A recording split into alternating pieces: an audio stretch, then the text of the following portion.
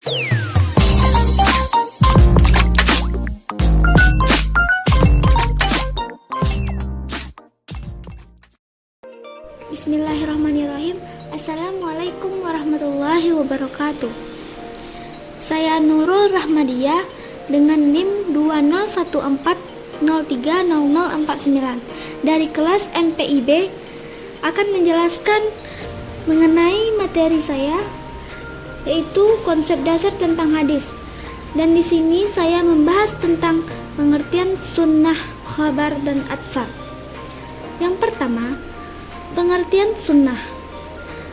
Pengertian sunnah itu ada secara etimologis dan ada secara terminologis. Yang pertama, pengertian sunnah secara etimologis.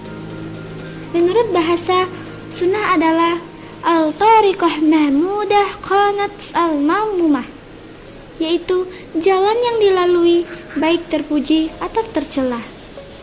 Yang kedua, pengertian sunnah secara terminologis.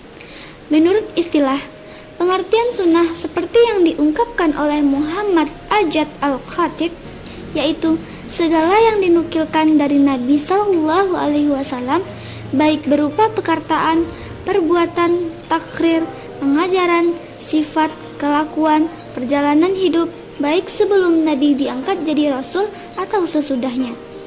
Secara istilah usul fikih, sunnah adalah segala sesuatu yang bersumber dari Nabi Shallallahu Alaihi Wasallam selain Al-Quran Al-Karim, baik berupa perkataan, perbuatan maupun takrirnya yang pantas untuk dijadikan dalil bagi hukum syarah. Jika kita simpulkan, sunnah itu ialah segala sesuatu yang datang dari Nabi Muhammad Shallallahu Alaihi Wasallam, baik sesudah diangkat sebagai Rasul maupun belum diangkat menjadi Rasul.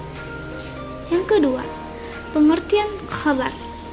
Pengertian kabar itu juga ada secara etimologis dan secara terminologis. Yang pertama, pengertian kabar secara etimologis. Secara bahasa, kabar artinya warta, kabar atau berita yang disampaikan dari seseorang kepada orang lain. Yang kedua, pengertian kabar secara terminologis. Khabar menurut istilah ahli hadis adalah segala sesuatu yang disandarkan atau berasal dari Nabi Shallallahu Alaihi Wasallam atau dari yang selain Nabi Shallallahu Alaihi Wasallam. Jika kita simpulkan, kabar itu ialah segala sesuatu yang disandarkan atau berasal dari Nabi Shallallahu Alaihi Wasallam atau dari yang selain Nabi Shallallahu Alaihi Wasallam. Yang ketiga, pengertian atsar. Pengertian atsar ini juga ada secara etimologis dan secara terminologis. Yang pertama, pengertian atsar secara etimologis. Atsar dari segi bahasa artinya bekas sesuatu atau sisa dari sesuatu dan berarti pula nukilan atau yang dinukilkan. Karena doa yang dinukilkan atau berasal dari Nabi SAW dinamakan doa maksur. Yang kedua, pengertian atsar secara terminologis. Atsar menurut istilah terjadi perbedaan pendapat di antara pendapat para ulama, yaitunya segala sesuatu yang diriwayatkan dari sahabat dan boleh juga disandarkan pada perkataan Nabi Shallallahu Alaihi Wasallam. Nah, jika kita simpulkan, atsar itu ialah segala sesuatu yang diriwayatkan dari sahabat dan boleh juga disandarkan pada perkataan Nabi Shallallahu Alaihi Wasallam. Kesimpulan dari hadis, sunnah, khabar, dan atsar. Jika kita simpulkan hadis, sunnah, khabar, dan atsar itu ada persamaan dan ada perbedaan. Yang pertama, persamaannya dapat kita simpulkan bahwa pada dasarnya hadis, sunnah, khabar, dan atsar ialah sama, yaitu sama-sama berasal dari Nabi Muhammad SAW.